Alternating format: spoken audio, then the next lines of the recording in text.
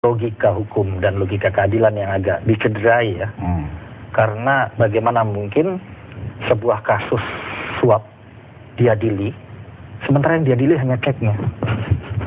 Pemilik dan si yang punya cek itu tidak gentayangan entah kemana, gitu. Itu satu. Kemudian kedua, ini di tengah moralitas penyelenggara negara yang korup ini, peran whistleblower ini menjadi alat penting.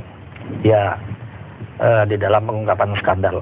Karena tanpa justice collaborator atau whistleblower yang diambil peran atau risiko ini oleh seorang Agus Sondro, tidak mungkin kasusnya akan terungkap. Jadi merasa gini, apakah merasa usaha yang dilakukan selama ini sia-sia begitu? Selama belum pulang? Agus Sondro ingin konsisten karena pilihan yang paling penting dia ingin menyelamatkan kejujuran itu daripada jabatan. Itu dia sudah lakukan yang pertama. Apapun risiko menghadapi kasus ini dia sudah siap, termasuk risiko hukumnya. Jadi tidak soal dia dikeluarkan kapan kemarin ataupun agak terlambat ya, seperti yang saya sampaikan di beberapa media bahwa pembebasan besar pada Agus Sondro ini dari aspek reward terhadap seorang whistleblower atau justice collaborator kurang mendapatkan porsi yang wajar. Tapi saya bersyukur Pak Amir Samsudin sebagai Menteri Hukum yang HAM yang baru tanggap dan cepat mengirimkan walaupun terlambat menurut saya. Oke, kalau soal kembali lagi soal Nunun, tadi Anda sudah mendengar penjelasan Bang Partai sebagai kuasa hukum. Anda cukup bisa mempercayai itu? Ya begini, saya harus katakan dulu kasus ini sangat fenomenal karena tidak hanya mengoyak atau menghentak publik ya bahwa kredibilitas proses pemilihan deputi Gubernur BI ternyata ada skandal hukum di balik itu. Dan ini tentu mengagetkan semua.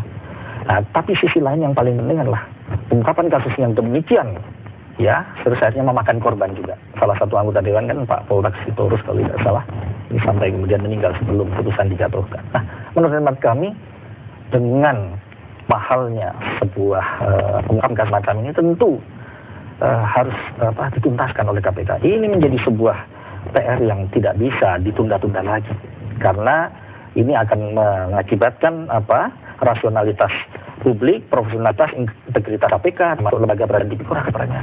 Tidak mungkin. Atau bagaimana mungkin sebuah pengadilan hanya mengadili laporan. Sementara ya pemberinya dianggap gerakan roda demi tahu di mana masalah. Nah ini kan sesuatu yang tidak sehat dalam dunia hukum. Kira-kira gentangannya hukum nggak ya? Takutnya gitu segentayangan apa? Kalau saya boleh menarik sebuah ilustratif apa yang disampaikan oleh Pak Busro bahwa ada kekuatan kuat yang melindungi atau apapun namanya. Kami sudah mempertanyakan itu pada waktu peradilan tipikor. Majelis Hakim yang mulia, apa mungkin pengadilan ini bisa dijalankan secara jelas, fair kepada masyarakat? Kalau si penerima itu ya dihukum, diseret penjara, tapi pemberinya tidak ada. Ini kan nalar saja tidak bisa diterima.